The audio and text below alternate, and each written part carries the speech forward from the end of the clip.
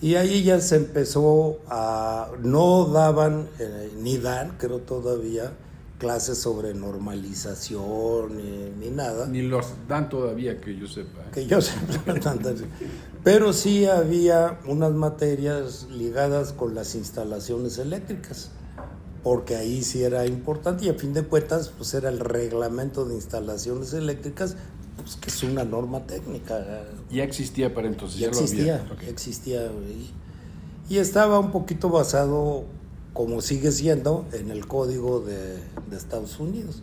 Razón natural, pues estaba todo y sigue todo muy ligado allí. Geografía. Y eso empieza a meter la cosquilla de la necesidad de tener todas estas cosas, porque la industria, ahí entramos a la parte de cómo se estaba desarrollando México. Al término de la Segunda Guerra Mundial, llega una necesidad, se crea un vacío porque toda la industria se dedicaba a hacer tanques y a hacer cañones y a hacer balas y todo lo demás. Y entonces termina la guerra y empieza la gente a regresar a sus hogares, a restablecerse la vida normal. En Norteamérica, digamos. En Norteamérica, que es nuestra área de sí, inflexión. En sí. otros países estaban bien amolados y siguieron estando por muchos años, pero bueno, aquí. Entonces, pues vienen las necesidades del confort. Ya quiero mi refrigerador, quiero mis lamparitas en vez de andar con quinqués. Precisamente en la historia de los refrigeradores, que es un tema importante en esta conversación, su uso generalizado en Estados Unidos ocurre después de la Segunda Guerra Mundial. O sea, creo que va en línea con lo que dice. Adelante, por favor. Así es, efectivamente. Entonces, en el 46, obviamente hablo de pláticas, ¿no? Sí. De lo que me contaban, ¿no? Sí. Claro. mis guías.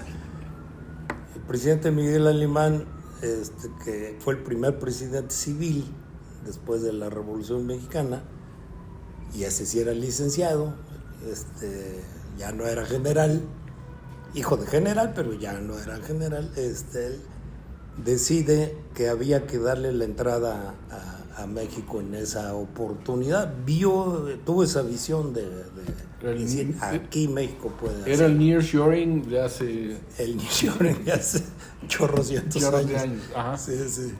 Y entonces se empiezan a crear empresas mexicanas, cierra frontera y empieza a decir, vamos a poder desarrollar la industria mexicana en forma tal que hay que ayudarles. Y entonces no se permiten importaciones y había que ir desarrollando.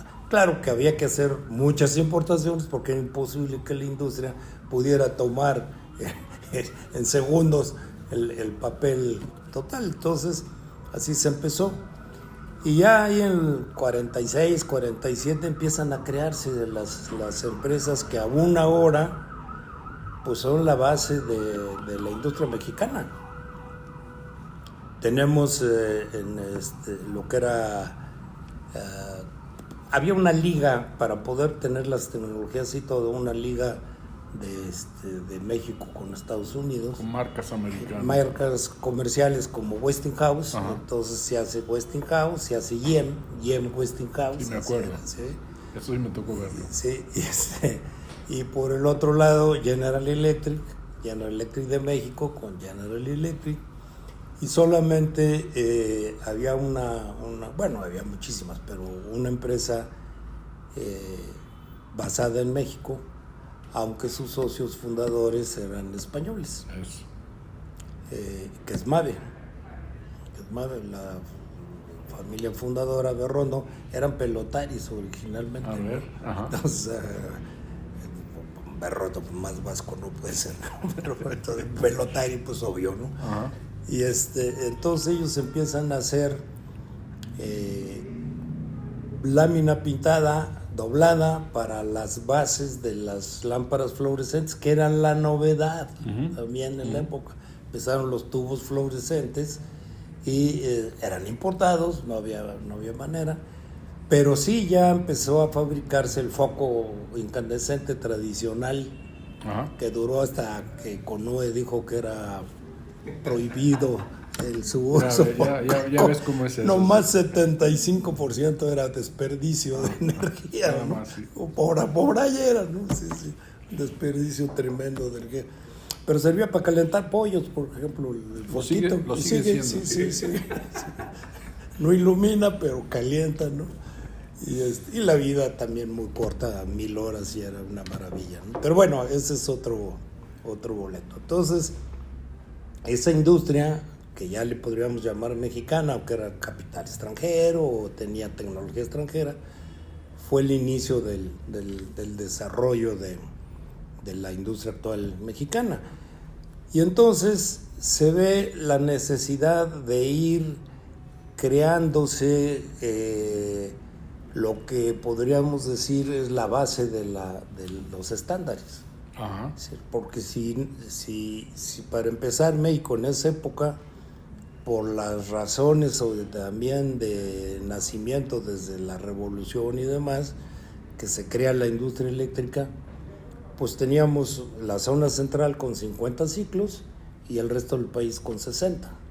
Estados Unidos tenía 60 ciclos, Europa 50, entonces según platican también, la planta de Necaxa, que pues, tiene más de 100 años trabajando, pues era tecnología de Siemens y era europeo, y entonces eran 50 ciclos. Correcto, sí. Así de fácil, ¿no? Entonces, y ese es una base de diferencia en la que el ingeniero mexicano tenía que ingeniárselas. Ahora sí, de ahí viene.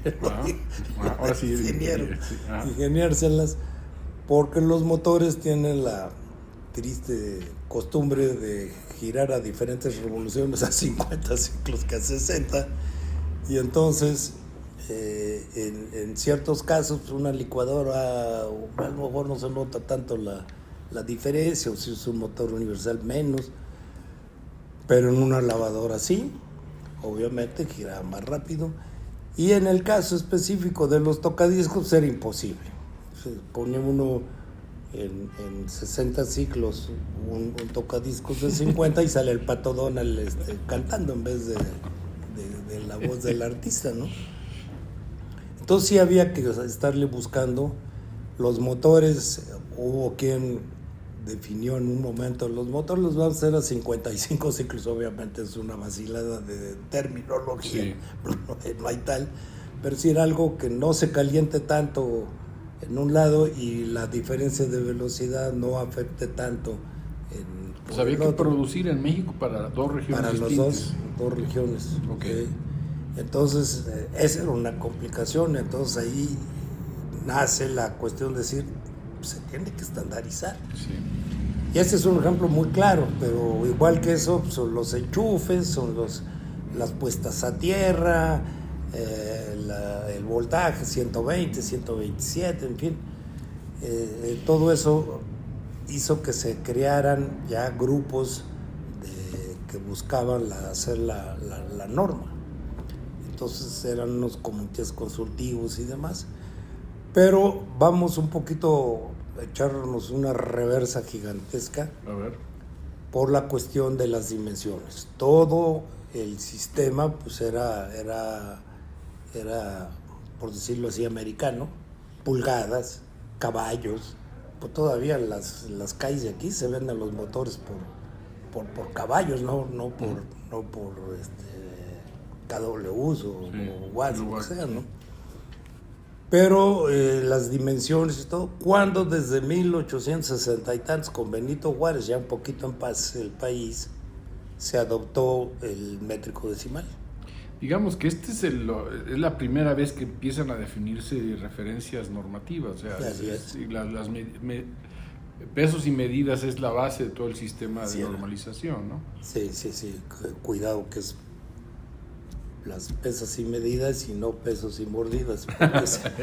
Bueno, eso ocurre también, pero no eso. Eso fue el pasado. Eso fue el pasado. Ajá.